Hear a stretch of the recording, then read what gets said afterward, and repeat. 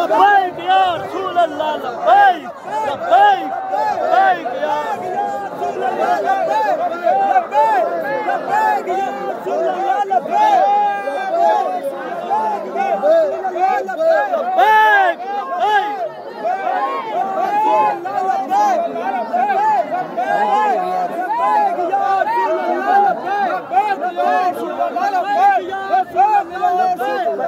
یار پیچھے بندہ نہ آئے کوئی لبیک لبیک لبیک یا رسول اللہ لبیک لبیک لبیک یا رسول اللہ لبیک لبیک لبیک یا لبیک لبیک لبیک یا رسول اللہ لبیک لبیک لبیک یا رسول اللہ لبیک لبیک لبیک یا رسول اللہ لبیک لبیک لبیک یا رسول اللہ لبیک لبیک لبیک یا رسول اللہ لبیک لبیک لبیک یا رسول اللہ لبیک لبیک لبیک یا رسول اللہ لبیک لبیک لبیک یا رسول اللہ لبیک لبیک لبیک یا رسول اللہ لبیک لبیک لبیک یا رسول اللہ لبیک لبیک لبیک یا رسول اللہ لبیک لبیک لبیک یا رسول اللہ لبیک لبیک لبیک یا رسول اللہ لبیک لبیک لبیک یا رسول اللہ لبیک لبیک لبیک یا رسول اللہ لبیک لبیک لبیک یا رسول اللہ لبیک لبیک لبیک یا رسول اللہ نحمده ونصلي ونسلم على رسوله الكريم اما بعد فاعوذ بالله من الشيطان الرجيم بسم الله الرحمن الرحيم ان كنتم تحبون الله فاتبعوني يحببكم الله صدق الله العظيم وصدق رسوله النبي الكريم الأمين ونحن على ذلك من الشاهدين والشاكرين والحمد لله رب العالمين إن الله وملائكته يصلون على النبي يا أيها الذين آمنوا صلوا عليه وسلموا تسليما الصلاة والسلام عليك يا سيدي يا رسول الله والسلام عليك وعلى آلك وأصحابك يا حبيب الله الصلاة والسلام عليك يا سيدي يا رسول الله والسلام عليك وعلى آلك وأصحابك يا محمد رسول الله صلی اللہ کی محمد سے وفاتوں نے تو ہم تیرے ہیں یہ جہاں چیز ہے کیا لوح و قلم تیرے ہیں سبحان اللہ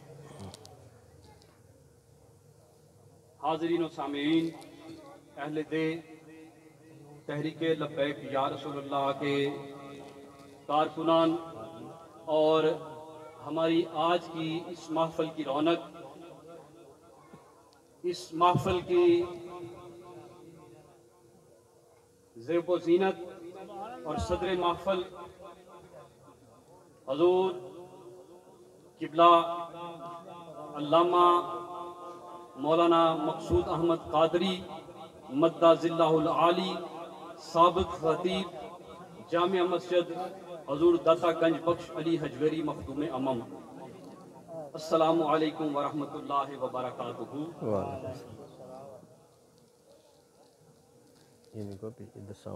حاضرین و سامعین اللہ رب العزت کی ذات کا بے پایہ کرم اور فضل ہے کہ اس نے ہم سب کو آقا علیہ السلام کے ذکر خیر کے لیے اس جگہ پہ ہمیں اکٹھا کیا دعا ہے کہ کل قیامت کے دن اللہ رب العزت اپنے محبوب پاک علیہ السلام کے لوائے حمد کے تلے اسی طرح ہمیں آقا نامدار صلی اللہ علیہ وآلہ وسلم کی ذات اقدس پر درود و سلام اور آپ کا ذکر خیر کرنے کی توفیق عطا فرمائے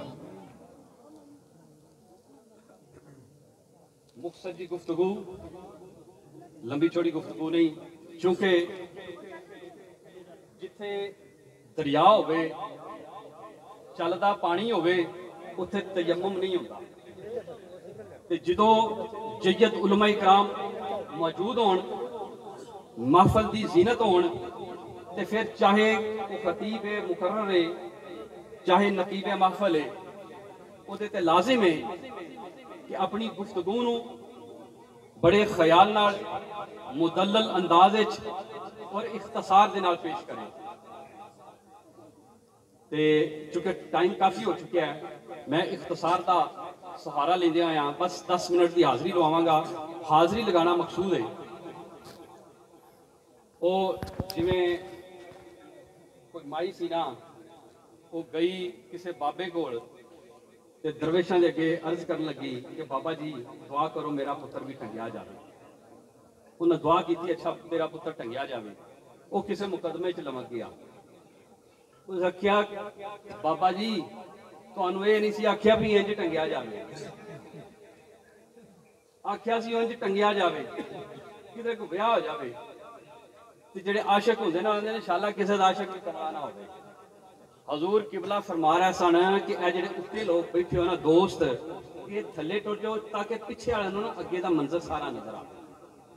میں تسی 1 جمعرات 2 جمعرات 3 جمعرات 4 جمعرات داتا حضور دی حاضری بھر لئیے نا کہ اسی آنے آپ سانو نا قطبیت چو کچھ حصہ لب گیا ہے، سانو کوئی ولایت دا حصہ لب گیا ہے، کیونکہ اسی 4 یا 5 یا 7 جمعرات حضور داتا پیا دی حاضری دیتی ہے۔ کہ جس شخصیت نے، جس جید ہستی نے 21 سال مسلسل شب و روز حضور داتا گنج بخش اگلی حجویری مخدود امم آپ دے قدمین دے وچ گزارے ہون، اس ہستی دا کی عالم ہوئے گا۔ 22 سال دا عرصہ شب و روز بلا ناغہ۔ اسی تسی بڑے خوش قسمت ہاں کہ ساڑھے سامنے او ہستی جلوہ فروز نے جنہ دی زیارت کرنے واسطے، جنہ دی دست بوسی واسطے، جنہ دی قدم بوسی واسطے دور و نزدیک بلکہ عرب و عجم تو لوگ اپنی خواہشات دا اظہار کرتے ہیں کہ اسی ایسی شخصیت دی قدم بوسی کر رہی ہے۔ تے تسی کنے خوش قسمت ہو کہ تواڈی دعوت تے، تواڈے بلان تے حضور قبلہ تواڈے وچ تشریف فرما نے، تے میں سے تو آنا انشاءاللہ کسے دا عاشق بھی کمڑا نہ ہوئے۔ ہاں جی ایتھوں تھوڑے جہاں تے سائیڈ تے ہو جائے تاکہ پیچھے آنا حضور دی زیارت با آسانی ہوتی جائے۔ درود پاک عموماً اس طرح ہوندا وے، میرے ال ذرا دھیان کرو، لے وی تواڈے وچوں نا جیڑا بندہ بولا وے نا انہوں معافی ہے، جیڑا گونگا ہے انہوں بھی معافی ہے، تے جیڑا ماں پیو دا بے ادب ہے انہوں بھی چھٹی تے رن مرید نوں بھی چھٹی، باقی سارے آکھو سبحان اللہ۔ پھر ذرا ڈٹ کے دا پچھلے بھی پھر آکھو سبحان اللہ، ایک طرح پھر آکھو ہاں سبحان اللہ۔ کھٹ بج گیا، سواد آیا نا، پتہ لگا کہ تسی جاگدے ہو پے تے قبلہ دی زیارت بھی کردے ہو پے تے قبلہ دی گفتگو سنن واسطے بےتاب بھی بیٹھے ہو۔ کوئی بھی عموماً ایسا ہوتا ہے کہ خطاب جدو شروع ہوتا ہے تے کیا جاندہ ہے کہ درود پاک پڑھو، گفتگو دا آغاز کرنے واسطے درود پاک پڑھیا جاندہ ہے تاکہ میری گفتگو دے برکت ہو گئی، میری گفتگو تواڈے تک پہنچے۔ گفتگو کرنے والا کوئی بھی صاحب ہے، کوئی بھی مقرر ہے، خطیب ہے، آندہ کہ درود شریف پڑھو تے ورلے ٹاویں بیلی درود پڑھ دیں۔ یہ حضرت اسماعیل جزولی رحمت اللہ تعالیٰ علیہ، میری گل دھیان نال سنو بھائی، اسماعیل جزولی رحمت اللہ تعالیٰ علیہ آپ نے ایک کتاب نطق فرمائی ہے، مشہور زمانہ کتاب دلائل الخیرات۔ ہجے آپ نے کتاب لکھی نہیں، ہجے آپ نے کتاب لکھن دا خیال نہیں، ہجے کوئی کتاب والے دھیان نہیں، آپ سفر اچ جا رہے ہیں، جنگل دا سفر ہے، آپ نے پیاس، بیٹا ہیلو چھوٹا بچے او ایسا میرے یار دھیان کر کہ میں رہ جاواں تو کرنی ہے نل تے چپ کر کے میری گل سن، میں تیرے کو بات کچھ نہیں ہے۔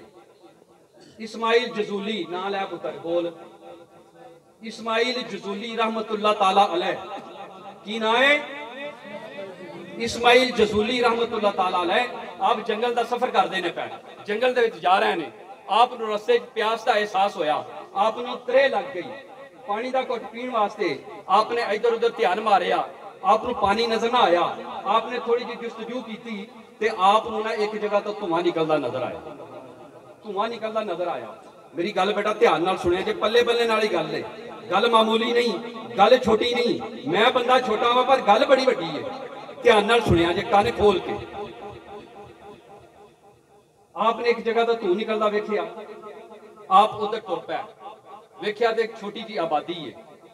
آپ نے چونکہ پیاس لگی سی, پانی دی طلب سی, آپ نے ویکھیا آبادی تو باہر ایک کنواں میں. آپ کنویں دے قریب پہنچے, اودی منڈیر تے جسے جا کے کھلوتے تے ویکھیا کنویں دے وچ, کنویں دی منڈیر دے اوتے نہ ڈول ہے تے نہ رسی ہے. آپ خاموشی نال کنویں نو ویکھیا کہ پانی نیواں میں, پیاس لگی ہے, حلق خشک ہے, پانی پینا میں, ہن پانی کیویں کنویں چوں کڈا. آپ سوچتے نے پے, انی دیر نو ایک بچی دی آواز آئی, بابا پانی کیوں نہیں پیتے, پانی پیو.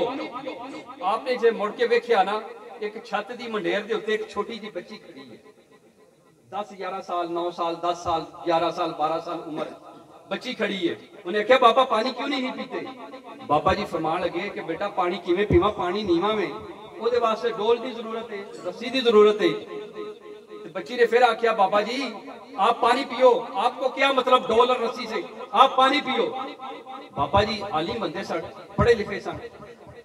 آپ نے فرمایا بیٹا نہ تینوں فقہ دا پتہ ہے, نہ ہدایت دا پتہ ہے, نہ منطق دا پتہ ہے, تے اے تے ڈول تے رسی تو بغیر تے پانی نکلدا نہیں. پانی کڈن واسطے ڈول تے او دے نال رسی دا سہارا لینا پوے گا. بچی منڈیر تو اتری, کول آ گئی. اس بچی آکھیا بابا تمہیں ڈول رسی کی کیا ضرورت, تو پانی پیو. آپ نے پھر فرمایا کہ بیٹا ایسے پانی تو نہیں پیا جائے گا ڈول اور رسی کے بغیر. وہ بچی کنویں دے قریب آئی, منڈیر دے قریب آئی. بچی نے پڑھیا الصلاۃ والسلام علیک یا رسول اللہ, اور کنویں دے اندر تھک سٹ دیتا. جسے کنویں دے اندر تھک سٹیا تے پانی جڑا ہے فوراً ابل کے باہر آ گیا. حضرت اسماعیل جزولی رحمت اللہ تعالیٰ علیہ آپ فرماندے نے کہ اللہ رب العزت دی غیرت دی قسم ہے, مینوں سمجھ نہیں آئی کہ بچی دی تھوک پہلو پہنچی ہے یا پانی ابل کے پہلو باہر آ گیا. آپ بڑے حیران ہوئے, بڑے پریشان ہوئے. آپ نے پوچھا بیٹا ایک ہی معاملہ ہے. بیٹی نے فرمایا کہ پاپا جی آپ پانی پیئے. باپا جی نے پانی پیتا, جسے پانی پی کے شراب ہو گیا, پانی اپنے آپ کنویں دے وچ تھلے ٹر گیا. تھلے ٹر گیا تے پاپا جی نے پوچھا کہ بیٹا یہ بڑا کمال کیتا ہی, چھوٹی جی عمر وچ یہ کیویں کمال کیتا ہی. انہیں آکھیا بابا جی یہ تے کوئی گل نہیں, اگلی گل سنو گے تے تسی ہور حیران ہو جاؤ گے, ہور حیران ہو جاؤ گے. پوچھا کہ بیٹا وہ کون سی بات ہے. وہ بچی دسن لگی کہ حضور مینوں کئی دفعہ آقا علیہ الصلوۃ والسلام دی زیارت ہو چکی ہے. آپ پریشان ہوئے, حیران ہوئے کہ چھوٹی جی بچی, 9 عمر بچی. آپ نے پوچھا کہ بیٹا ایڈے وڈے کم, ایڈے وڈے مرتبے کتھوں پائے نہیں, یہ کیویں مرتبے پائے نہیں. اس آکھیا یہ کوئی وڈا ایڈا کام نہیں, صرف ایک ہی کام کرنی ہے کہ جدوں عشاء دی نماز پڑھ لینی ہے, عشاء تو بعد آقا انعامدار صلی اللہ علیہ وآلہ وسلم آپ دی ذات تے ان گنت درود و سلام دے نذرانے پیش کر. آپ حیران ہوئے. آپ نے کہا چھوٹی جی بچی ہے, انہیں نذرانے حضور دی ذات تے پیش کرن دا اینو سلا اے ملیا ہے کہ اے تھک سٹ دی ہے تے دی تھک نو اپنی اگوش وچ لین واسطے پانی بھی باہر آ جاندا وے, حضور دی زیارت بھی ہوندی ہے. آپ کو صرف خیال آیا کہ کیوں نہ ہوئے کہ میں کتاب لکھا. پھر آپ نے کتاب لکھی دلائل الخیرات, جنہوں پڑھ کے مطالعہ کر کے بڑے بڑے لوگوں نے بڑے بڑے مرتبے پائے نے, بڑے بڑے مقام پائے نے. کہ بیلیو ایک ہی پیغام ہے کہ اللہ پاک نے فرمایا قل ان کنتم تحبون اللہ فاتبعونی یحببکم اللہ. اللہ نے فرمایا کہ میرے محبوب انہاں نوں آکھ دے اگر یہ میرے نال پیار کرنا چاہندے نے, رب نال محبت کرنا چاہندے نے, رب نال اپنا رشتہ استوار کرنا چاہندے نے, رب دے بندے بننا چاہندے نے, تے میرے محبوب انہاں نوں ایک ہی پیغام دے دے, ایک قاعدہ اور کلیہ سمجھا دے. وہ کیڑا کلیہ ہے؟ فاتبعونی, کہ محبوب انہاں نوں آکھ دے میری تابعداری کرو, محبوب دی تابعداری کرو, محبوب دی اتباع کر لو, محبوب دی محبت دا پٹا اپنے گلے چ پا لو, محبوب تے نالائن نو اپنے سراں دا تاج بنا لو. جدوں تسی یہ کم کر لو گے تے فرماندا ہے اللہ پاک فرماندا ہے یحببکم اللہ, میں پھر تہاڈے نال آپ ہی پیار کراں. بیلیو اللہ رب العزت دے محبوب پاک دی بندگی کرو, اللہ دے محبوب دے نال پیار کرو, اللہ دے احکام تے عمل پیرا ہوو. نریاں محفلاں سجان نال, مجلساں سجان نال یا نعرے لان نال گل نہیں بننی. گل بننی ہے آقا علیہ السلام دی محبت نال اللہ دی بندگی نال پنجگانہ نماز ادا کرو، آقا علیہ السلام دی ذات تے درود و سلام دے نذرانے پیش کرو، تے پھر ویکھو کہ دین و دنیا تہاڈی کیویں سفر ہوئی ہے۔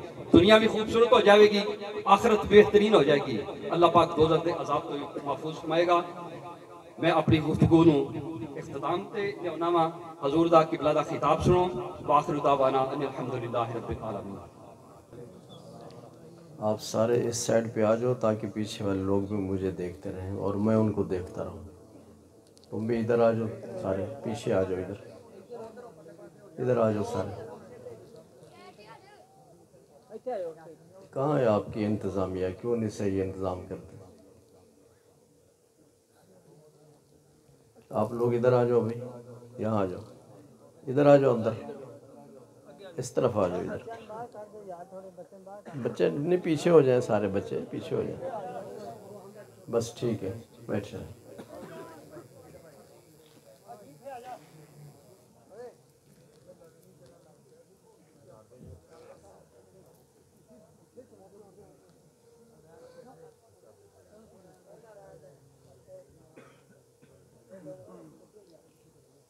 سبحانہ ما عظم شانہ لا يحد ولا يتصور ولا ينتج ولا يتغير تعالى عن الجنس والجهات جعل الكليات والجزئيات الإيمان به نعم التصديق والاعتصام به حبذ التوفيق والصلاة والسلام على من بعث بالدليل الذي فيه شفاء لكل عليل وعلى آله وأصحابه الذين هم مقدمات الدين وحجج الهداية واليقين. أما بعد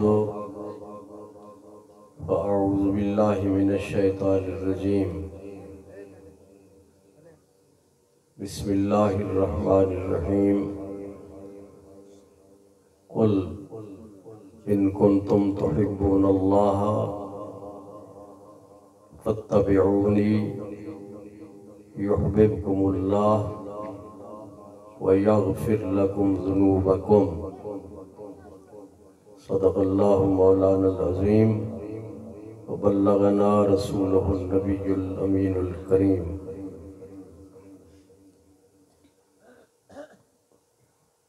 خطاب کا موضوع ہے اللہ تعالیٰ کی محبوبیت.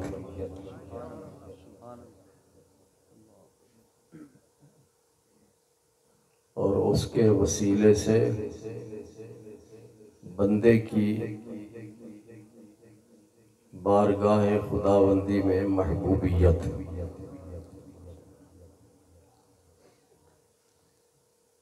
گفتگو سے پہلے حضرت علامہ مولانا امیر المجاہدین علامہ خادم حسین رضوی رحمۃ اللہ علیہ کی روح پاک کو ایصال ثواب کے لیے ایک بار سورہ فاتحہ 3 بار سورہ اخلاص پڑھ کے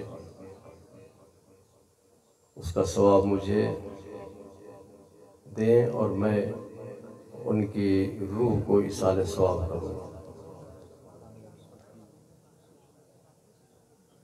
ان کا عرس مبارک شروع ہونے والا ہے، تو اس لیے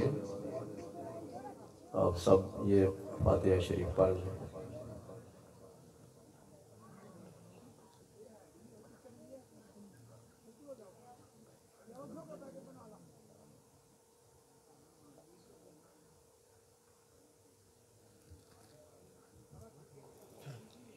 اللهم صل على سيدنا مولانا محمد وعلى آل سيدنا مولانا محمد وبارك وسلم.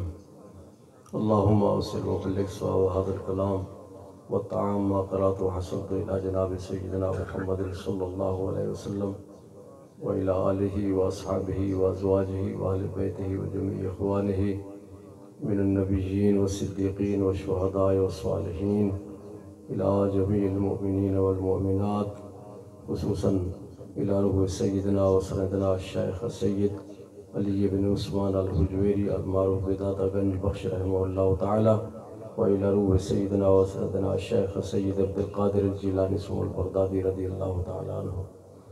یا اللہ اپنے پیارے حبیب صلی اللہ علیہ وسلم کے وسیلہ جلیلہ سے ہم نے جو کچھ پڑھا اس کا ثواب حضرت علامہ مولانا خادم صاحب رضوی رحمۃ اللہ علیہ کی روح پاک کو عطا فرما، ان کے برزخی درجات کو بلند فرما، انہیں جنت الفردوس میں اعلیٰ مقام عطا فرما، ان کی قبر کو جنت کے باغوں میں سے ایک باغ بنا، انہیں قبر میں راحت اور سکون عطا فرما۔ پیارے حبیب صلی اللہ علیہ وسلم کے نور پاک کی برکت سے ان کی قبر کو روشن اور منور فرما، ان کی تمام دینی ملی خدمات کو اپنی بارگاہ اقدس میں شرف قبولیت عطا فرما، اور ان کا بے حساب ثواب انہیں عطا فرما۔ الہی اول خیر آخر خیر ظاہر خیر باطن خیر، صلی اللہ تعالی علی حبیبہ سیدنا محمد وآلہ وصحبہ اجمعین برحمتہ یا ارحم الراحمین۔ محبت کے ساتھ بلند آواز سے درود پاک۔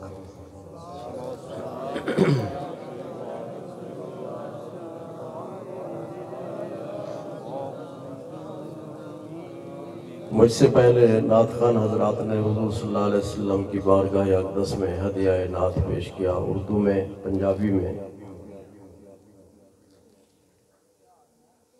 میں حضور صلی اللہ علیہ وسلم کے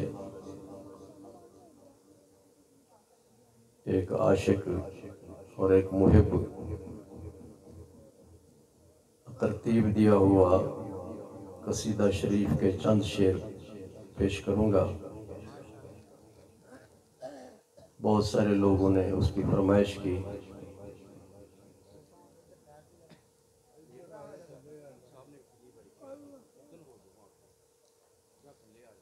اس عربی نعت کو قصیدہ بردہ شریف کہا جاتا ہے۔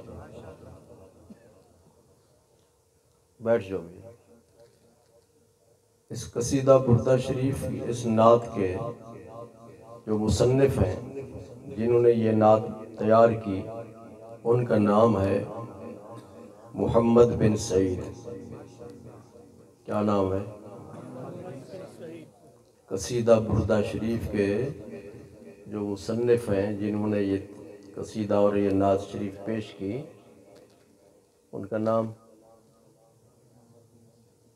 قصیدہ بردہ کے جو مصنف ہیں ان کا نام ہے محمد بن سعید۔ یہ لاہور کے رہنے والے نہیں تھے، دہلی کے رہنے والے نہیں تھے، افغانستان کے نہیں تھے، یہ مصر کے رہنے والے تھے۔ مصر کا ایک قصبہ ہے بلاس، قصبے ہوتے ہیں نا، بلاس قصبے کا ایک محلہ ہے، اس کا نام ہے بوسیر۔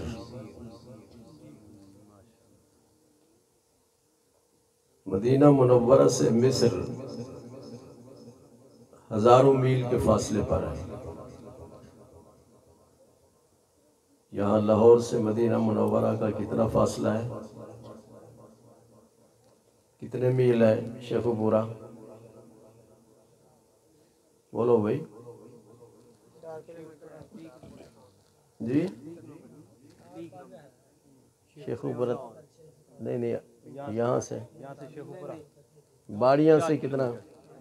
4 کلو۔ تو فاصلے ہوتے ہیں نا کہ نہیں ہوتے فاصلے؟ لاہور سے یا شیخو پورا سے مدینہ منورہ کا فاصلہ ہے تقریباً 3500 میل، اتنا ہے۔ اور مصر سے مدینہ منورہ تقریباً 2500 میل کے قریب ہے یا 1500 میل ہے۔ یہ جو محمد بن سعید تھے جنہوں نے یہ نعت لکھی، انہیں فالج ہو گیا۔ فالج جانتے ہیں آپ لوگ؟ فالج کیا ہوتا ہے؟ ایک بیماری ہے، جسم کا ایک حصہ ناکارہ ہو جاتا ہے، ہاتھ بھی نہیں حرکت کر سکتا، ٹانگ بھی حرکت نہیں کر سکتی، تو وہ فالج کی بیماری میں مبتلا ہوئے. بڑے بڑے حکیموں سے علاج کروایا. اس وقت ڈاکٹر نہیں ہوتے تھے، ہومیوپیتھک بھی نہیں ہوتے تھے، یہ دیسی علاج ہوتا تھا. بڑے بڑے حکیموں سے علاج کروایا، انہیں شفا نہ ملی. آخر کار انہوں نے حضور صلی اللہ علیہ وسلم کی بارگاہ میں فریاد کی. کسی نے خوب کہا فریاد امتی جو کرے حال زار کی، ممکن نہیں کہ خیر البشر کو خبر نہ ہو. سبحان اللہ، سبحان اللہ. مصر کی سرزمین سے وہ فریاد کرتا ہے اور آقا کریم اس کی فریاد کو اپنی قبر انور میں سنتے ہیں.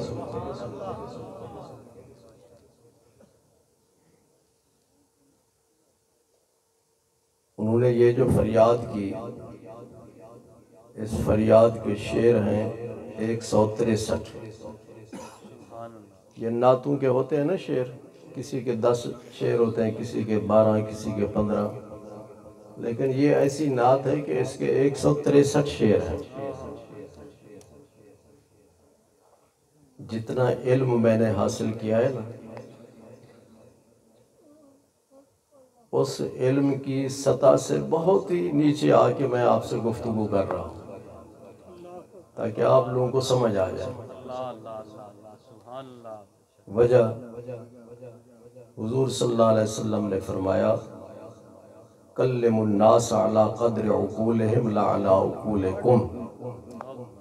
لوگوں کی ذہنی سطح کو سامنے رکھ کر گفتگو کرو، اپنی علمیت نہ جگاؤ. کچھ علماء ایسے ہوتے ہیں بڑے بھاری بھرکم لفظ بولتے ہیں، اپنی فصاحت اور بلاغت جھاڑتے ہیں، مشکل الفاظ بولتے ہیں، بیچارے لوگوں کو پتہ نہیں چلتا جی کہ مولانا صاحب کیا کہہ رہے ہیں. ان کی باتیں سن کے ادھر سے سنتے ہیں اور ادھر سے نکل جاتی ہیں. 22 سال میں نے داتا صاحب کے ممبر پر اور داتا صاحب کے ممبر پر خطبہ دیا اور ان کے مصلی پر نماز پڑھائی. 22 سال. اور تراویح میں قرآن مجید پڑھا جاتا ہے یعنی کتنا؟ 2 پارے 3 پارے 4 پارے پورے مہینے میں کتنا پڑھا جاتا ہے؟ 30 پارے. تو جتنا قرآن مجید ہر روز پڑھا جاتا تھا داتا صاحب کی مسجد میں اس کا تراویح کے بعد خلاصہ بیان کرتا رہا 22 سال تک. آپ لوگ جتنے بھی بیٹھے ہیں اپنا وقت نکال کے آئے نا گھروں سے، اپنے بسترے کو چھوڑ کر، اپنے گھر کے معمولات کو چھوڑ کر، اپنی دکانوں کو چھوڑ کر یہاں پہ آئے ہیں. آپ لوگوں کا وقت میرے پاس امانت ہے. امانت کا مطلب یہ ہے کہ میں جو بھی بات کروں وہ آپ کو سمجھ میں آ جائے جی، یہ ہے امانت داری. اور ایسی گفتگو کروں کہ آپ کو سمجھ میں نہ آ جائے تو آپ کی اس امانت میں خیانت ہے. تو امام بوصیری نے یہ نعت پیش کی جس میں حضور صلی اللہ علیہ وسلم کی سیرت طیبہ، آپ کی زندگی کے مختلف پہلوؤں کو اجاگر کیا.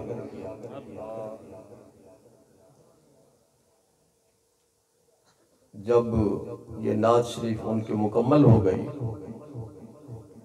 اس نعت کے وسیلے سے محمد بن سعید کو حضور صلی اللہ علیہ وسلم کی زیارت نصیب ہوئی.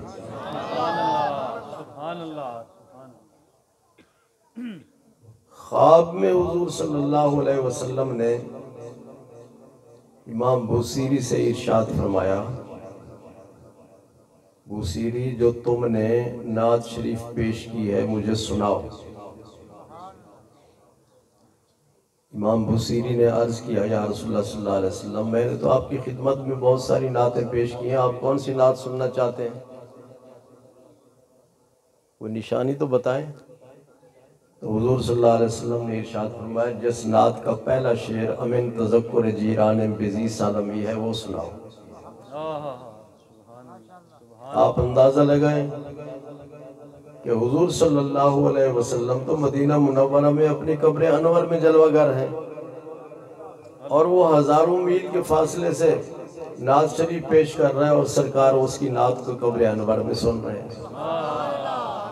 پھر نشانی بھی بتا رہے ہیں کہ جس کا پہلا شعر من تذکر جیران بذی سلام۔ سمجھ آ گئی کہ نہیں؟ آپ لوگ درود شریف پڑھتے ہیں یا بھی نعرے لگائیں گے، نعرے لگاتے رہتے ہیں، یہ سب کچھ حضور صلی اللہ علیہ وسلم اپنی قبر انور میں سن رہے ہیں۔ قبلہ مستنصر شاہ صاحب نے بتایا کہ درود شریف کی برکت سے اس لڑکے کو یہ مقام ملا۔ کیوں ملا؟ سارے مقامات، ساری برکتیں، ساری رحمتیں کا مرکز حضور صلی اللہ علیہ وسلم کی ذات پاک سے، سب کچھ وہیں سے ملتا ہے۔ سبحان اللہ۔ حضور صلی اللہ علیہ وسلم کی حدیث ہے، آپ سچے ہیں کہ نہیں؟ کیوں بھائی؟ آپ سچے ہیں یا نہیں؟ ہر بات آپ کی سچی ہے، کافر بھی گواہی دیتے تھے ہمارے نبی سچے ہیں۔ آپ ارشاد فرماتے ہیں اسمعو صلاۃ اہل محبتی حیث کانا، میرے ساتھ محبت کرنے والا کہیں بھی ہو، ریاض محبت کرنے والا کہیں بھی ہو، باڑیاں میں رہتا ہو، شیخو پورے میں رہتا ہو، لاہور میں رہتا ہو، دہلی میں رہتا ہو، ملتان میں کہیں بھی ہو، تو حضور صلی اللہ علیہ وسلم فرماتے ہیں میں اس عاشق کا درود شریف خود سنتا ہوں۔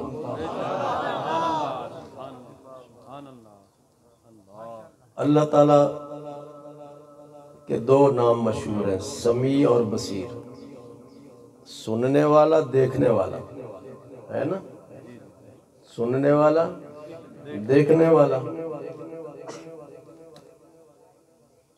لیکن اس نے دو فرشتے یہاں مقرر کیے ہمارے دو کندھوں پر، دو فرشتے ہیں، ایک نیکیاں لکھتا ہے اور ایک ہمارے گناہ لکھتا ہے، اور پھر یہ اللہ تعالیٰ کی بارگاہ میں رپورٹ پیش کرتے ہیں۔ کیا اللہ تعالیٰ نہیں دیکھتا؟ کیا اللہ تعالیٰ نہیں سنتا؟ ہم جھوٹ بولتے ہیں، وعدہ خلافی کرتے ہیں، بددیانتی کرتے ہیں، زندگی کا کوئی لمحہ ایسا نہیں جس میں ہم گناہ نہ کر رہے ہوں۔ اللہ دیکھتا بھی ہے اور اللہ سنتا بھی ہے، لیکن اس نے ایک نظام مقرر کیا ہے، فرشتے ہمارے عملوں کی رپورٹ اللہ تعالیٰ کی بارگاہ میں پیش کرتے ہیں۔ اس کا یہ مطلب نہیں کہ وہ سنتا نہیں یا دیکھتا نہیں۔ حضور صلی اللہ علیہ وسلم اپنی قبر انور میں ہمارے درود پاک کو سنتے ہیں، اور درود شریف پیش کرنے کے لیے بھی نظام وضع کیا گیا ہے، فرشتے مقرر ہیں۔ جب ہم میں سے کوئی شخص درود شریف پڑھتا ہے یا سلام پیش کرتا ہے تو فرشتہ عرض کرتا ہے یا رسول اللہ صلی اللہ علیہ وسلم آپ کی خدمت میں ریاض، باپ کا نام کیا ہے؟ محمد ریاض ولد محمد رمضان آپ کی خدمت میں درود شریف پیش کر رہا ہے۔ یہ فرشتے پہ جا کر عرض کرتے ہیں۔ اس کا یہ مطلب نہیں کہ آپ نہیں سنتے، آپ سنتے ہیں، ہر ایک کی بات کو سنتے ہیں اور دیکھ بھی رہے ہیں۔ تو امام بوصیری نے قصیدہ یہ بردہ شریف اپنی یہ نعت سنائی، تو حضور صلی اللہ علیہ وسلم نے اس طرح جھوم جھوم کر ان کی نعت شریف کو سنا۔ سننے کے بعد حضور صلی اللہ علیہ وسلم نے اپنا مبارک ہاتھ ان کے فالج والے جسم کے حصے پر پھیرا، فالج ختم ہو گیا۔ جب آنکھ کھلی تو فالج نہیں تھا، اور حضور صلی اللہ علیہ وسلم نے خواب میں انعام کے طور پر اپنی چادر عطا فرمائی۔ کیا نام ہے تمہارا؟ ہاں سلیم اختر۔ تو حضور صلی اللہ علیہ وسلم نے کیا دی؟ اپنی چادر عطا فرمائی. جب آنکھ کھلی تو چادر موجود تھی. آنکھ کھلی تو چادر موجود تھی. اب سلیم اختر نے خواب دیکھا کہ میں نے نوٹوں سے جھولی بھر لی ہے. جب آنکھ کھلے گی نوٹ ہوں گے جھولی میں؟ نہیں ہوں گے. کیوں؟ اس لیے کہ ہمارا خواب خواب ہوتا ہے، اور اللہ کے نبی کو جو دیکھے یقیناً اللہ کے نبی کو دیکھتا ہے. حضور صلی اللہ علیہ وسلم فرماتے ہیں من رآنی فقد رأى الحق، جس نے مجھے دیکھا یقیناً اس نے مجھے دیکھا. فإن الشیطان لا يتمثل بی، اس لیے کہ شیطان میری شکل میں نہیں آ سکتا. بات سمجھ آ رہی؟ میری طرف غور کریں، پیسوں شیسوں کو نہ دیکھیں، مجھے بھی ضرورت نہیں ہے. آپ اپنی محبت کا اظہار کر رہے ہیں، لیکن یہ بات یاد رکھیں جب قرآن مجید پڑھا جائے یا حدیث پڑھی جائے تو پوری غور سے سنیں. اگر نہیں سنیں گے تو یہ توہین ہوتی ہے قرآن اور حدیث کی، اور بہت بڑا گناہ ہوتا ہے. تو جب آنکھ کھلی تو فالج بھی ختم ہو چکا تھا اور چادر مبارک بھی موجود تھی. عربی میں چادر کو برد کہتے ہیں. یہ جو آپ لوگوں نے چادر لپیٹی ہوئی نا، عربی میں اس کو کیا کہتے ہیں؟ بولو بھائی، برد. برد بولو، برد. اس چونکہ سرکار مدینہ صلی اللہ علیہ وسلم نے انعام کے طور پہ چادر دی تھی، تو اس لیے انہوں نے اس نعت شریف کو بھی قصیدہ بردہ کہہ دیا، اس کو یہ نام دے دیا، چادر کا نام دے دیا.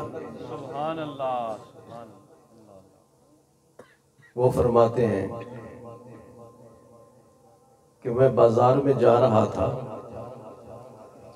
تو وہاں ایک مجذوب تھے. مجذوب بھی ولی اللہ ہوتا ہے. یہ آج کل کے مجذوب نہیں جو نماز نہیں پڑھتے. تو کوئی ولی نہیں بن سکتا جب تک کہ وہ نمازی نہ ہو. ان کا نام تھا ابو الرجا.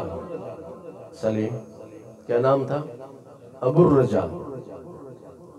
انہوں نے فرمایا محمد بن سعید مجھے وہ نعت تو سناؤ جو تم نے حضور صلی اللہ علیہ وسلم کو سنائی.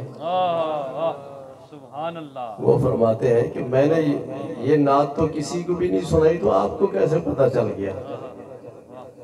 آپ نے فرمایا حضور صلی اللہ علیہ وسلم جس علاقے میں، جس شہر میں، جس بستی میں، جس جگہ تشریف لے جائیں، یاد رکھو یہ مسئلہ، یاد رکھو حضور صلی اللہ علیہ وسلم اپنی قبر انور میں موجود ہیں جی، اور آپ کی روح پاک ساری دنیا میں موجود ہے. سبحان اللہ. یہ چاند، سورج جو ہے، سورج دیکھا ہے نا سورج، یہ آسمان کتنے ہیں؟ بولیں 7 آسمان ہیں. یہ سورج کتنے آسمان پر ہے؟ کس آسمان پر ہے؟ چوتھے آسمان پر. کتنے؟ چوتھے آسمان پر.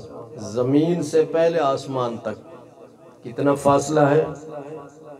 بجلی کی رفتار سے 500 سال تک کوئی چلتا رہے تو پھر وہ پہلے آسمان تک پہنچتا ہے. خربوں پدموں میل سے بھی زیادہ فاصلہ ہے، سنکھوں میل سے بھی زیادہ فاصلہ ہے. چوتھے آسمان پر سورج کا جسم ہے اور روشنی کہاں ہے؟ ساری دنیا پر ہے. حضور صلی اللہ علیہ وسلم کا جسم پاک قبر انور میں ہے. آپ کی نورانیت اور آپ کی روحانیت ساری کائنات میں موجود ہے. اور اگر آپ اپنے جسم کے ساتھ، اپنے جسم پاک کے ساتھ کہیں تشریف لے جانا چاہیں تو جا سکتے ہیں، کوئی پابندی نہیں ہے. اس لیے ہم جب قبر میں جائیں گے تو قبر ہمارے جسم کو، مٹی، قبر کی مٹی جو ہے وہ ہمارے جسم کو کھا جائے گی، ختم کر دے گی. لیکن حضور صلی اللہ علیہ وسلم ارشاد فرماتے ہیں اللہ تعالیٰ نے زمین پر حرام کر دیا ہے کہ نبی کے جسم کو کھائے. ان کے جسم محفوظ ہوتے ہیں، محفوظ رہتے ہیں ان کے جسم۔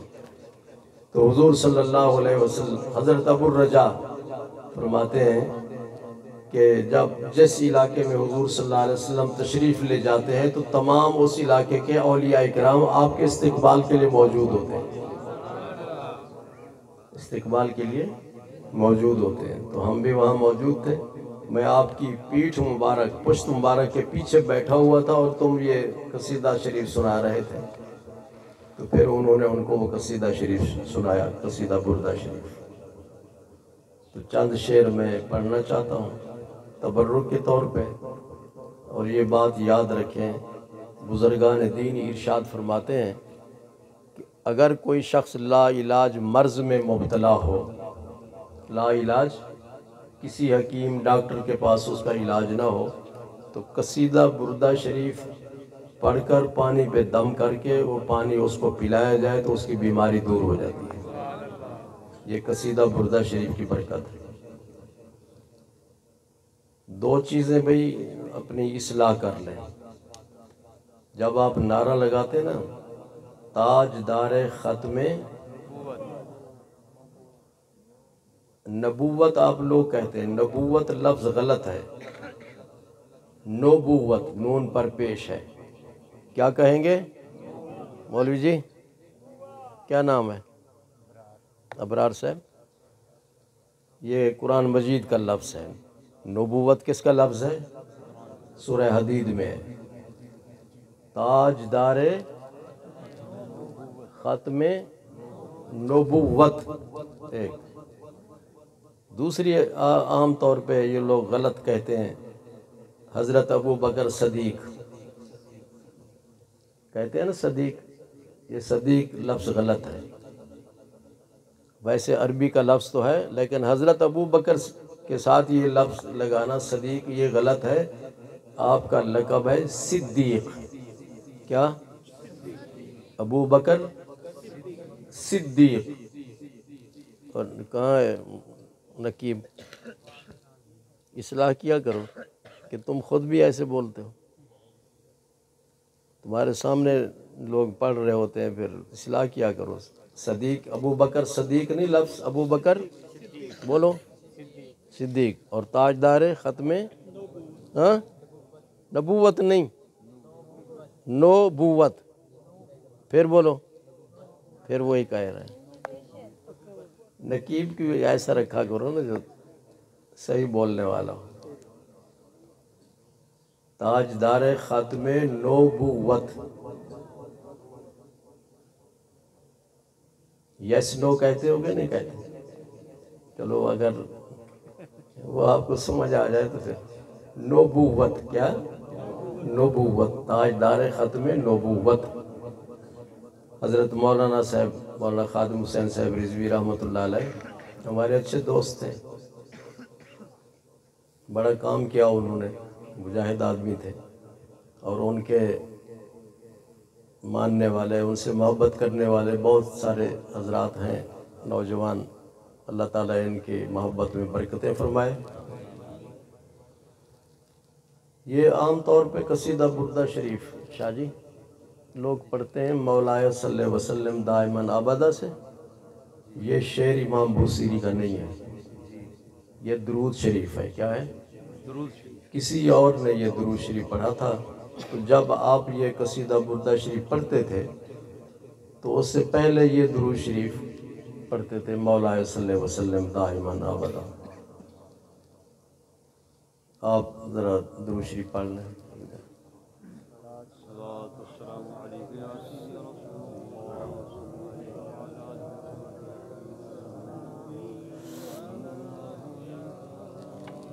مولا صلی وسلم دائماً ابدا علی حبیبک خیر الخلق کلہم، مولا صلی وسلم دائماً ابدا۔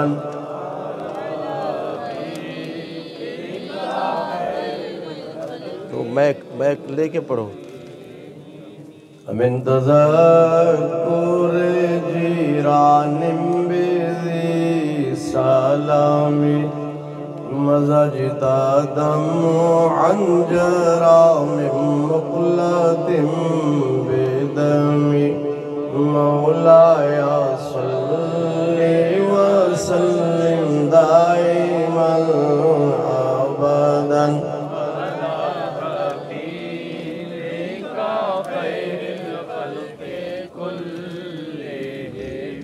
محمد سید الکونین والثقلین والفریقین من عرب ومن عجم مولاي صل وسلم دائما أبدا.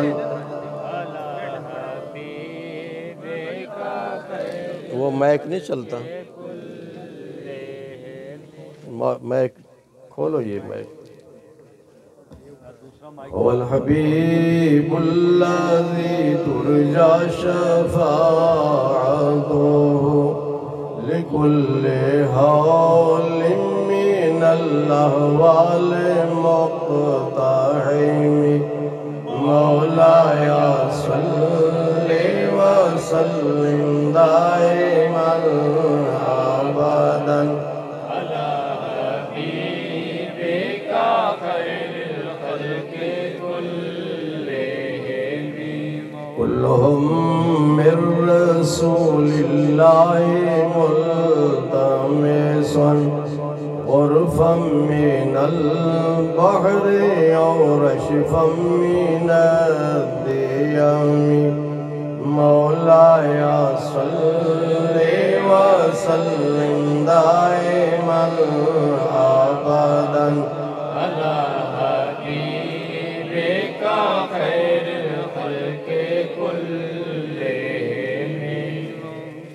من تذكر جيران بذي سلام مزجت دمعا جرى من مقلة بدمي مولاي صل وسلم دائما أبدا على حبيبك خير الخلق كلهم. فإن من جودك الدنيا وذرتها ومن علومك علم اللوح والقلم مولاي صل وسلم دائما أبدا على حبيبك خير الخلق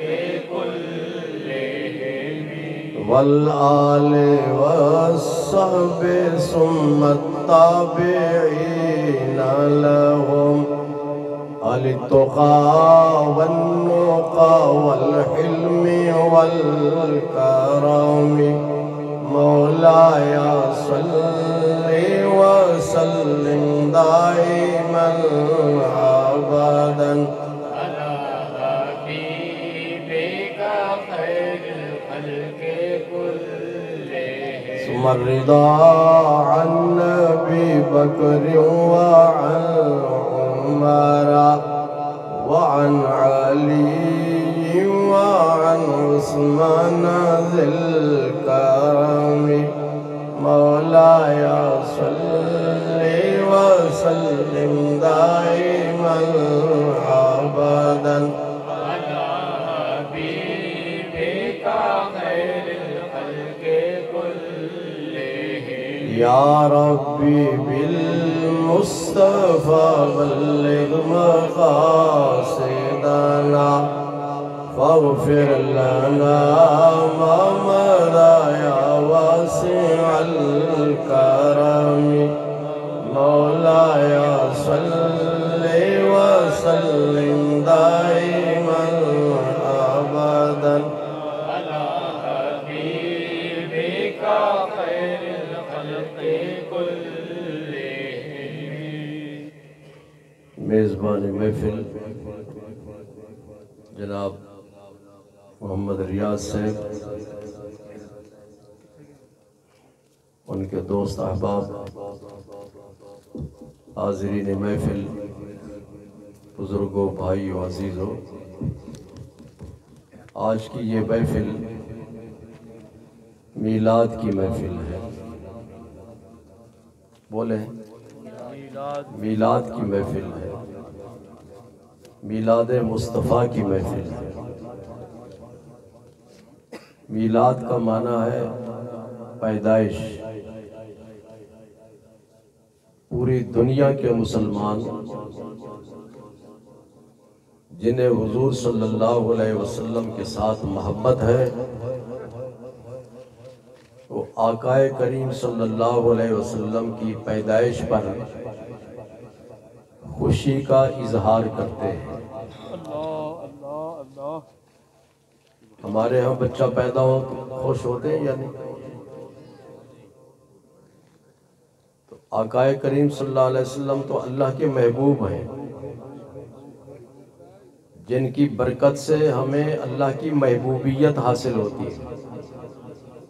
قُلْ إِن كُنتُمْ تُحِبُّونَ اللَّهَ فَاتَّبِعُونِي يُحْبِبْكُمُ اللَّهُ۔ اللہ فرماتا ہے تم اگر اللہ سے محبت کرتے ہو تو میرے محبوب کریم صلی اللہ علیہ وسلم کی تابعداری کرو۔ ان کی تابعداری کی برکت سے، ان کے نقش قدم پر چلنے سے تمہیں دو انعام ملیں گے۔ ایک تو اللہ تمہیں اپنا محبوب بنا لے گا، اور اللہ تمہارے تمام گناہوں کو معاف کر دے گا۔ یہ بات یاد رکھو، ایک ہے اتباع رسول اور ایک ہے اطاعت رسول۔ ابرار، اطاعت اور اتباع میں فرق کیا ہے؟ اطاعت کا تعلق حکم سے ہے کہ جو اللہ کا نبی حکم دے، سلیم، اس کو اطاعت کہتے ہیں۔ کیا کہتے ہیں؟ اطاعت کا معنی فرما برداری، حکم کی تعمیل، جو اللہ کا نبی حکم دے اس پہ عمل کرو۔ اور اتباع کا تعلق حکم سے نہیں ہے، حضور صلی اللہ علیہ وسلم کے عمل سے ہے، کہ حضور صلی اللہ علیہ وسلم جو کام کریں تم بھی وہی کام کرو۔ جو آپ کام کریں اس کو کہتے ہیں سنت۔ کیا کہتے ہیں؟ یعنی حضور صلی اللہ علیہ وسلم کی تمام سنتوں پہ عمل کرنے کا نام اتباع ہے۔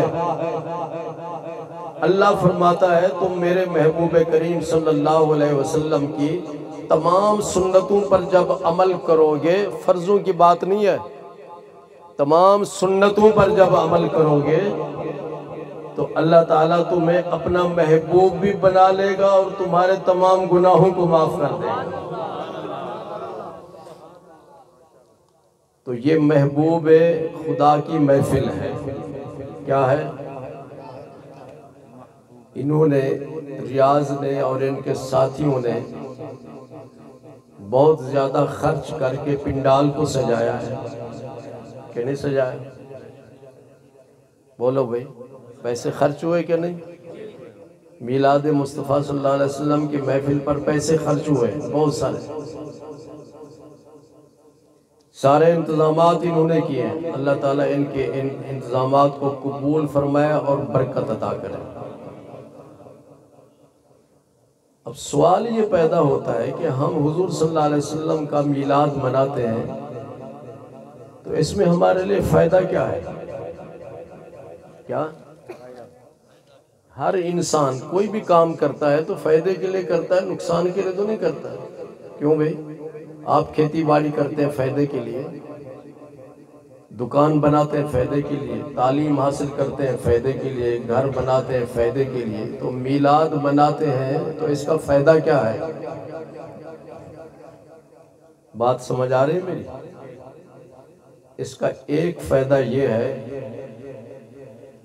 جسے محدثین نے لکھا ہے کہ ہمارا تجربہ ہے، محدثین فرماتے ہیں، امام قسطلانی وغیرہ، ہمارا تجربہ ہے جس جگہ محفل میلاد ہو پورا سال اسی جگہ پر اللہ تعالیٰ کی رحمت نازل ہوتی رہے، پورا سال۔ ابھی 19 ڈیٹ نہیں آئی، 18 ہے، تو آئندہ سال 18 تاریخ تک اسی جگہ پہ اللہ تعالیٰ کی رحمت نازل ہوتی رہے گی۔ بات سمجھ آ رہی؟ دوسرا فائدہ، جس جگہ میلاد کی محفل ہو اللہ تعالیٰ اس جگہ کو فتنے سے، فساد سے، جھگڑے سے محفوظ کر دیتا ہے۔ وہاں جھگڑا نہیں ہوتا، فتنہ نہیں ہوتا، امن ہوتا ہے وہاں۔ تیسرا فائدہ اس کا یہ ہے کہ جس نے حضور صلی اللہ علیہ وسلم کے میلاد کی محفل پر خرچ کیا، کیا کیا؟ خرچ کیا، اللہ تعالیٰ اس کے رزق میں برکت فرماتا ہے۔ جنہوں نے اس پنڈال سجانے پر، سپیکر کے اخراجات پر، لنگر کے اخراجات پر خرچ کیا، چندہ دیا، تو وہ سمجھ لے کہ اللہ تعالیٰ اس کے رزق میں برکت فرمائے گا۔ چوتھا اس کا فائدہ یہ ہے کہ جو حضور صلی اللہ علیہ وسلم کا میلاد مناتا ہے، آپ کے میلاد پر، آپ کی پیدائش پر خوش ہوتا ہے، تو اللہ تبارک و تعالی مرتے وقت اس کی زبان پر کلمہ جاری فرما دیتا ہے۔ کتنا بڑا انعام ہے۔ نماز آدمی پڑھتا ہے تو اس میں کوتاہیاں، غلطیاں ہوتی ہیں، ہو سکتا ہے کہ اللہ اس کو قبول نہ کرے۔ روزہ رکھتا ہے، حج کرتا ہے، ہو سکتا ہے اللہ تعالیٰ قبول نہ کرے۔ لیکن میلاد شریف کی محفل کے لیے جو شخص خرچ کرتا ہے، جی ایک تو اس کے رزق میں برکت ہوتی ہے، اور پانچواں فائدہ یہ ہے کہ مرتے وقت اسے کلمہ نصیب ہو جاتا ہے، لا الہ الا اللہ محمد الرسول اللہ۔ کتنا بڑا انعام ہے۔ تو کچھ لوگ یہ کہنا شروع کر دیتے ہیں، یہ جی کہاں لکھا ہوا ہے میلاد منانا؟ بھی تم بچے کا میلاد مناتے ہو، اس کی پیدائش، برتھ ڈے مناتے ہو، تو وہ کہاں لکھا ہوا ہے؟ اور یہ بات یاد رکھو، حضور صلی اللہ علیہ وسلم کے میلاد شریف پر خوش ہونا، خوشی کا اظہار کرنا، یہ حضور صلی اللہ علیہ وسلم کی سنت ہے۔ حضور صلی اللہ علیہ وسلم ہر پیر کو روزہ رکھتے تھے۔ سوموار کو،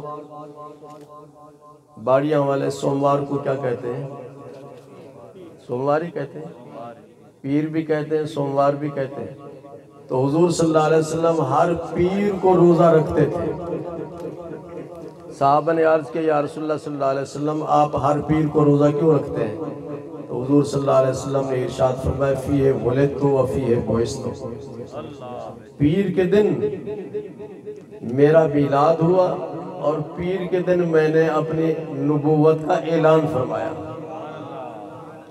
آپ نے 40 سال عمر مکمل کرنے پر اعلان کیا کہ میں اللہ کا نبی ہوں اور اللہ کا رسول ہوں۔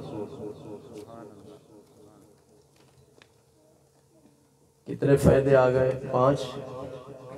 اور چھٹا فائدہ اس کا یہ ہے کہ قبر میں ہمارا امتحان ہوگا کہ نہیں؟ جی ہم دنیا میں امتحان دیتے ہیں یا نہیں دیتے؟ کتنی سٹرگل کرتے ہیں، کتنی محنت کرتے ہیں کہ جی ہم امتحان میں پاس ہو جائیں کہ نہیں؟ سکولوں میں بچے امتحان دیتے ہیں یا نہیں؟ دن رات محنت کر کے کہتے ہیں جی ہم پاس ہو جائیں۔ اور اسی طرح سی ایس پی کا امتحان ہوتا ہے یا دوسرے بھی امتحان، جتنے بھی دنیا کے امتحان ہوتے ہیں نا، مختلف مناصب کے لیے، مختلف عہدوں کے لیے، تو آدمی محنت کرتا ہے، دن رات کوشش کرتا ہے، وقت صرف کرتا ہے، اپنی نیند ختم کر دیتا ہے، اپنا آرام ختم کر دیتا ہے کہ میں امتحان میں کامیاب ہو جاؤں۔ کیوں بھئی؟ بولو، دنیا میں امتحان میں کامیابی چاہتے ہیں لوگ کہ نہیں چاہتے؟ تو ایک امتحان قبر کا بھی ہے، ایک امتحان قبر کا بھی ہے۔ حضور صلی اللہ علیہ وسلم نے فرمایا جب بندہ مر جاتا ہے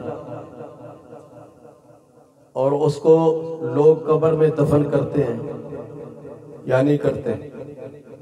بولو بھئی، قبرستان میں دفن کرتے ہو یا نہیں؟ تو حضور صلی اللہ علیہ وسلم نے ارشاد فرمایا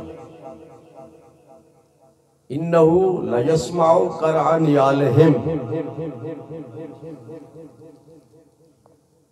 کہ جس مردے کو تم دفن کر کے واپس لوٹ رہے ہوتے ہو، وہ مردہ جس کے اوپر کئی ٹن مٹی ہے کہ نہیں؟ کئی من مٹی ہوتی ہے کہ نہیں؟ وہ دبا ہوا مٹی کے اندر۔ حضور صلی اللہ علیہ وسلم سچے ہیں، آپ فرماتے ہیں جب تم اس مردے کو دفن کر کے واپس لوٹتے ہو تو تمہارے جوتوں کی ہلکی آواز کو مردہ سنتا ہے۔ وہ مردہ بولو سنتا ہے۔ اگر کسی زندہ کو دفن کر دیا جائے اور اوپر مٹی ڈال دی جائے اور یہ سپیکر فل کھول دی جائے اس کی آواز، وہ زندہ سنے گا؟ لیکن اللہ تعالیٰ اس مردے کو اتنی طاقت عطا فرما دیتا ہے، سننے کی طاقت کو، کہ کئی ٹن مٹی کے نیچے دبا ہوا ہے عام مردہ۔ یہ کوئی ولی اللہ کی بات نہیں ہے، عام مردہ، وہ مسلمان ہو، کافر ہو، مشرک ہو، منافق ہو، جو بھی مردہ دبا ہوا ہے، کئی ٹن مٹی اس کے اوپر ہے، تو وہ تمہارے جوتوں کی ہلکی آواز کو سنتا ہے۔ سلیم، ایک عام مردہ سن سکتا ہے قبر میں جوتوں کی ہلکی آواز کو، تو داتا حضور ہماری آواز کو نہیں سن سکتا؟ وہ تو اللہ کے ولی ہیں، عام مردہ سن سکتا ہے قبر میں۔ اور یہ بھی حدیث ہے کہ اگر قبر کے اوپر کوئی پرندہ بیٹھے تو اس مردے کو پتہ چل جاتا ہے کہ یہ نر ہے یا مادہ ہے،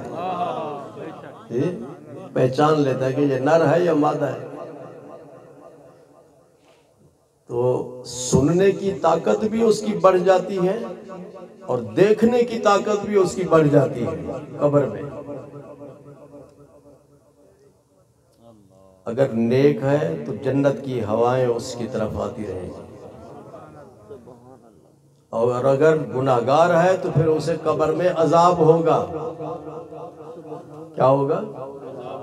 کبھی تو سانپ آئیں گے اس کو ڈسیں گے، کبھی بچھو آئیں گے، کبھی کوئی چیز، جہنم کی آگ کے شعلے اس کی طرف آئیں گے قبر میں۔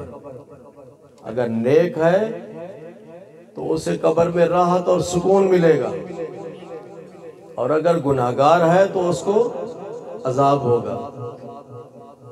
قبر میں جب دفن کرتے ہیں نا مردے کو، حضور صلی اللہ علیہ وسلم فرماتے ہیں تو دو فرشتے آتے ہیں قبر میں، قبر میں دو فرشتے آتے ہیں، ایک کا نام منکر ہے، منکر نہیں، منکر بولیں، دوسرے کا نام ہے نکیر۔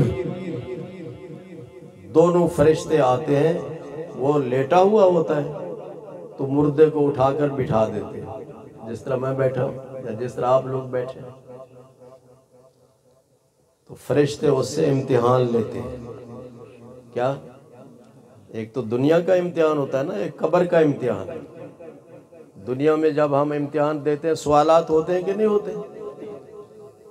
کبھی پیپر کے 10 سوال ہوتے ہیں، کبھی 12 ہوتے ہیں، کبھی 15 ہوتے ہیں، کبھی کتنے ہوتے ہیں، ہر پیپر کے ہوتے ہیں کہ نہیں سلیم؟ لیکن قبر میں جو امتحان ہوگا نا، اس کے پیپر کے 3 سوال ہیں، اور وہ کس نے بتائے وہ سوالات؟ یہ جب بچے سوال کرتے ہیں تو کیا یہ سوالات آؤٹ کر دیے جاتے ہیں؟ یہ سیکرٹ رہتے ہیں، خفیہ رہتے ہیں، آؤٹ تو نہیں ہوتے نا۔ جس نے سوال مرتب کیے ہوتے ہیں وہ تو آؤٹ تو نہیں کرتا نا، سوالوں کو کرتا ہے، لیکن حضور صلی اللہ علیہ وسلم نے وہ سوالات آؤٹ کر دیے۔ پہلے بتا دیا دنیا میں کہ جب تم قبر میں جاؤ گے تو تم سے 3 سوال ہوں گے۔ کتنے؟ 10-12 نہیں ہوں گے، 3 ہوں گے۔ پہلا سوال ہوگا من ربک، تیرا رب کون ہے؟ تیرا رب کون ہے؟ دوسرا سوال ہوگا، اگر نیک آدمی ہے تو کہے گا، مسلمان ہے تو کہے گا ربی اللہ، میرا رب اللہ ہے۔ کافر کیا کہے گا؟ ہاں لا ادری، میں نہیں جانتا، میں نہیں جانتا۔ بات سمجھ آ رہی ہے؟ آپ سوچ رہے ہوں گے کہ محفل تو میلاد کی اور یہ کیا شروع کر دیا، آخر میں پتہ چلے گا آپ کو۔ دوسرا سوال ہوگا ما دینک، مردے سے تیرا دین کیا ہے؟ دین عربی زبان کا لفظ ہے، اس کا معنی ہے آئین۔ پاکستان کا آئین ہے کہ نہیں؟ آئین بھی کہتے ہیں، دستور بھی کہتے ہیں، ضابطہ حیات کہتے ہیں۔ زندگی میں تیرا ضابطہ حیات کیا تھا؟ دستور کیا تھا؟ آئین کیا تھا؟ تو کس آئین پہ عمل کرتا تھا؟ مسلمان کہے گا دینی الاسلام، میرا دین اسلام۔ کافر کہے گا ہاں لا ادری، میں نہیں جانتا، میں نہیں جانتا۔ تیسرا سوال ہوگا ما کنت تقول فی ھذا الرجل، یہ جو مرد تیرے سامنے ہے، یہ مرد جو تیرے سامنے ہے، دنیا میں ان کے بارے میں کیا کہتا تھا؟ دنیا میں ان کے بارے میں یہاں باڑیاں والا ہے نا، قبرستان ہے کہ نہیں؟ تو یہاں مردہ دفن ہوگا، تو حضور صلی اللہ علیہ وسلم تو مدینہ منورہ میں ہے۔ اور جو عربی جانتے ہیں نا، حاضہ کا لفظ، حاضہ نزدیک کے لیے ہوتا ہے۔ حاضہ ما کنت تقول فی ھذا الرجل، یہ جو مرد تیرے سامنے ہے ان کے بارے میں تو کیا کہتا تھا؟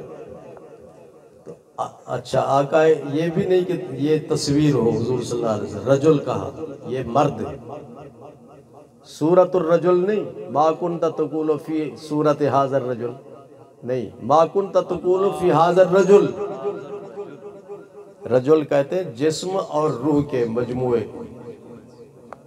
تو جسم پاک کے ساتھ حضور صلی اللہ علیہ وسلم ہر قبر میں تشریف لاتے ہیں، ہر قبر میں تشریف لاتے ہیں۔ تو جب مردے کو کہا جائے گا کہ یہ جو مرد ہیں ان کے بارے میں تو کیا کہتا تھا دنیا میں، تو مسلمان کیا کہے گا؟ مسلمان کہے گا انہ عبد اللہ ورسولہ، یہ مرد جو میرے سامنے ہے یہ اللہ کا بندہ ہے اور اللہ کا رسول ہے۔ اور کافر کیا کہے گا؟ کافر کہے گا لا ادری، ہاں لا ادری، میں نہیں جانتا، میں نہیں جانتا۔ کافر میں ابو جہل تھا کہ نہیں؟ ابو لہب، امیہ بن خلف، عتبہ، شیبہ، یہ سب کافر تھے یا نہیں حضور کے زمانے میں؟ بہت سارے کافر تھے نا سرکار کے زمانے میں۔ تو قبر میں جب حضور صلی اللہ علیہ وسلم کو دیکھیں گے تو نہیں پہچان سکیں گے،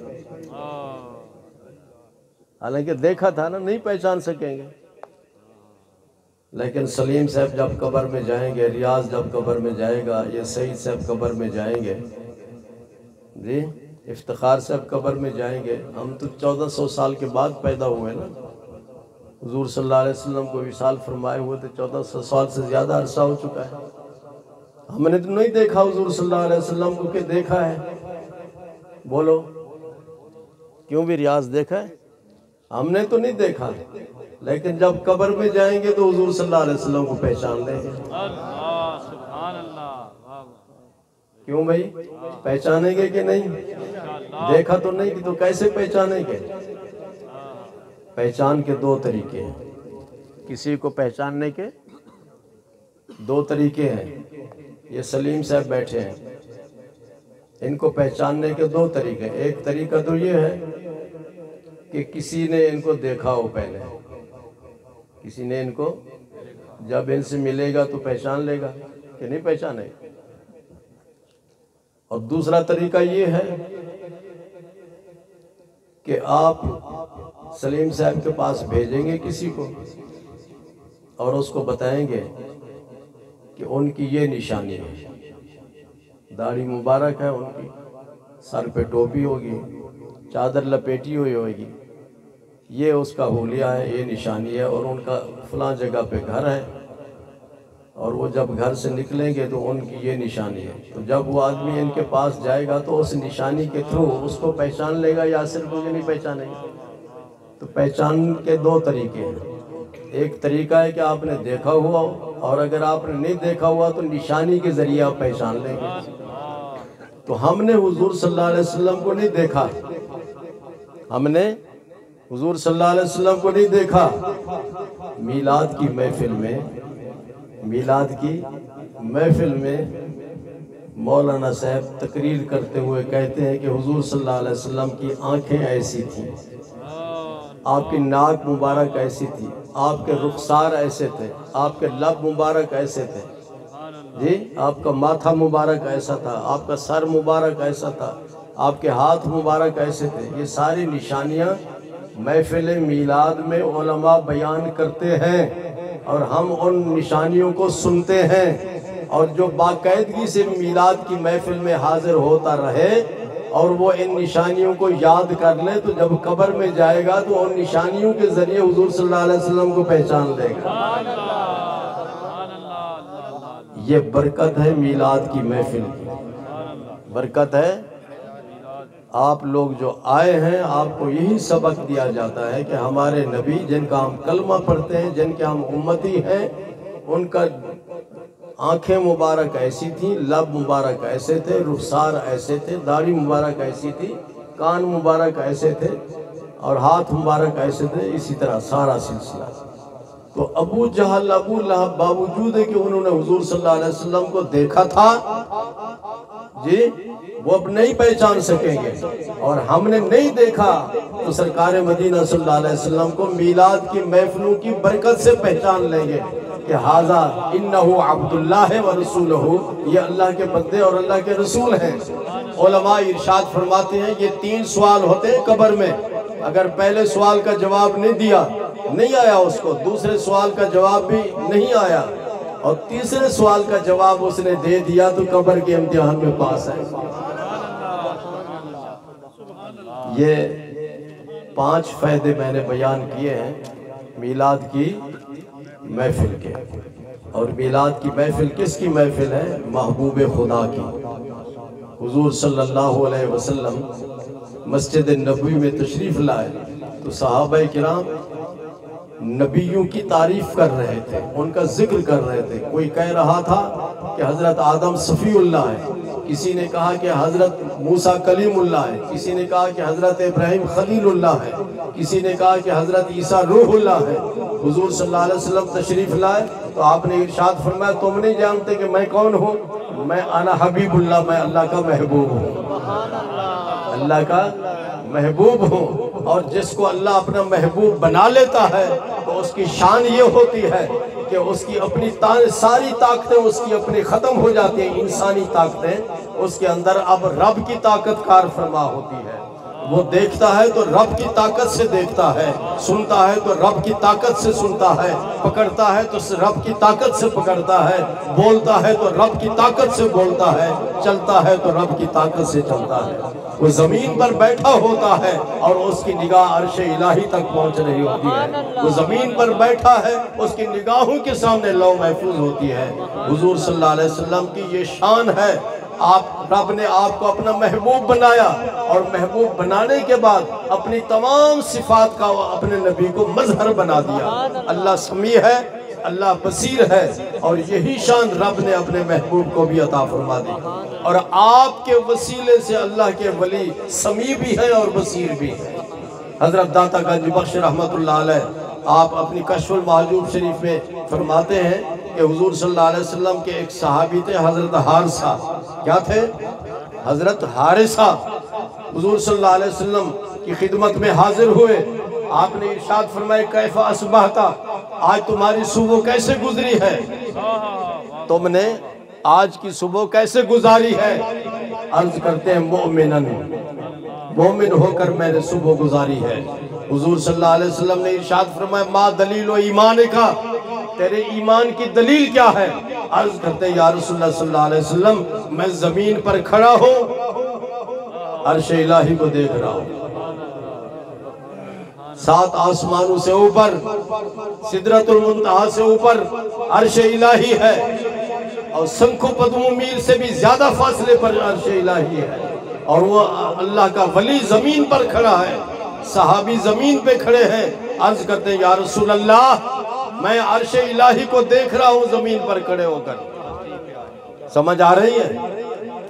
پھر آپ نے ارشاد فرمایا کہ اور وہ صحابی عرض کرتے ہیں یا رسول اللہ میں اور بھی بات بتاؤں؟ ارشاد فرمایا بتاؤ. عرض کرتے ہیں یا رسول اللہ صلی اللہ علیہ وسلم میں زمین پر کھڑا ہوں، میں تمام جنتیوں کو دیکھ رہا ہوں جو جنت میں داخل ہو رہے ہیں، جنت میں داخل ہو رہے ہیں، اور ان کی آوازوں کو میں سن رہا ہوں. اور فرمایا میں دوزخیوں کو دیکھ رہا ہوں کہ دوزخ میں جا رہے ہیں اور جہنم کے عذاب کی وجہ سے چیخ اور چلا رہے ہیں، میں ان کی آوازیں سن رہا ہوں. اللہ اللہ سبحان اللہ. بس یار نہ کرو، بات سمجھ آ رہی ہے میری؟ وہ صحابی کی یہ شان ہے، ان کو یہ مقام ملا سرکار مدینہ صلی اللہ علیہ وسلم کے وسیلے سے. اور ایک ولی اللہ گزرے ہیں ملتان میں، حضرت بہاؤالدین زکریا رحمت اللہ علیہ، بہاؤالدین زکریا رحمت اللہ علیہ. آپ کی خدمت میں ایک خاتون آئی، عرض کرتی ہے حضور دعا فرمائے اللہ تعالیٰ مجھے اولاد عطا فرمائے.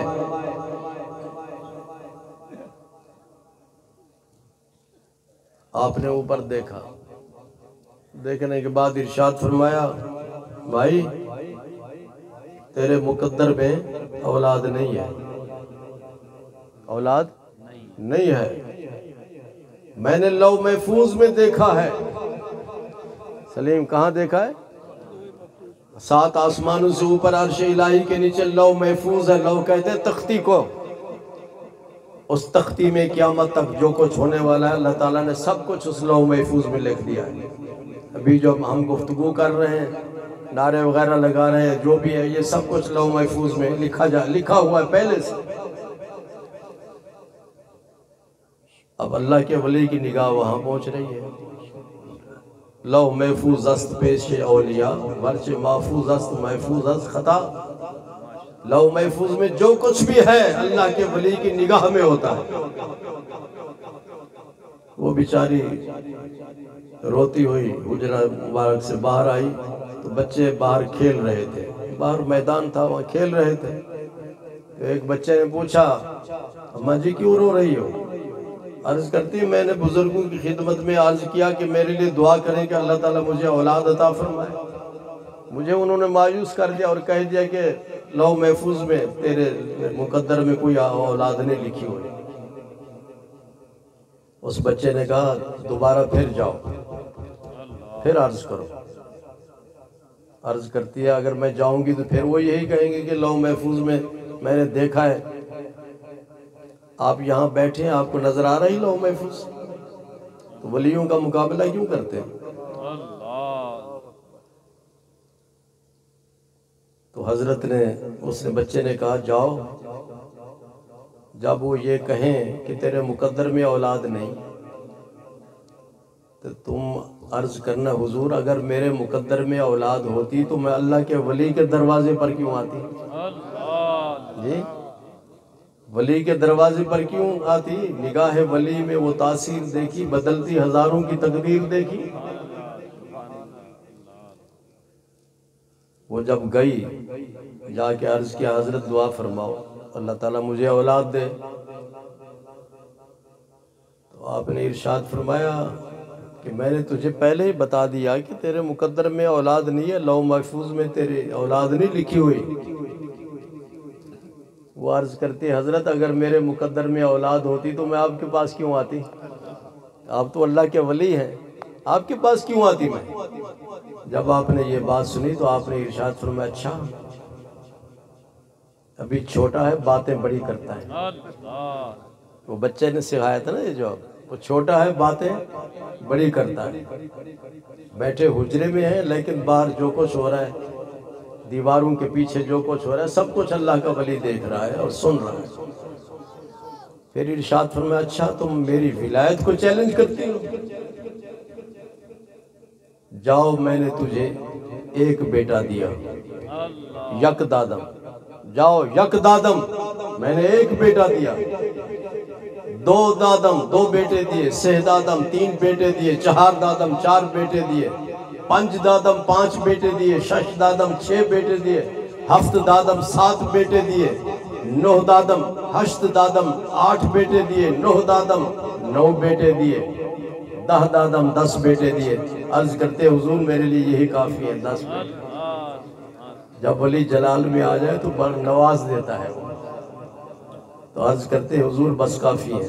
تو اللہ کے ولی ان کو اللہ کے نبی سے یہ مقام ملتا ہے، زمین پر بیٹھے ہوتے ہیں، ان کی نگاہ لوح محفوظ پہ پہنچ رہی ہوتی ہے اور سب کچھ کو دیکھ رہے ہیں۔ تو اس لیے ساری تقریر کا خلاصہ یہ ہے میلاد کی محفل سے ہمیں 6 فائدے ملتے ہیں۔ 6، ایک تو رحمت نازل ہوتی ہے، دوسرا امن حاصل ہوتا ہے، تیسرا رزق میں برکت ہوتی ہے، چوتھا خاتمہ ایمان پر ہوتا ہے، اور پانچواں قبر کے امتحان میں کامیابی ہوتی ہے۔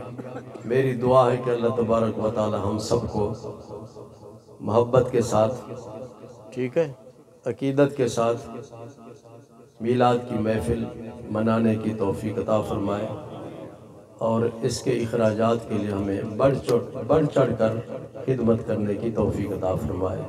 وآخر دعوانا الحمدللہ رب العالمین۔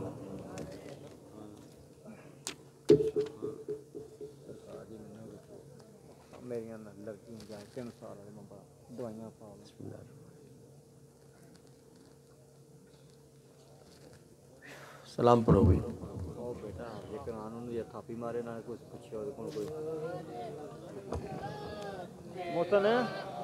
دو تین شعر پڑھو بس۔ مصطفیٰ جان رحمت پہ لاکھوں سلام، شمع بز میں ہدایت پہ لاکھوں سلام، فتح باب نبوت پہ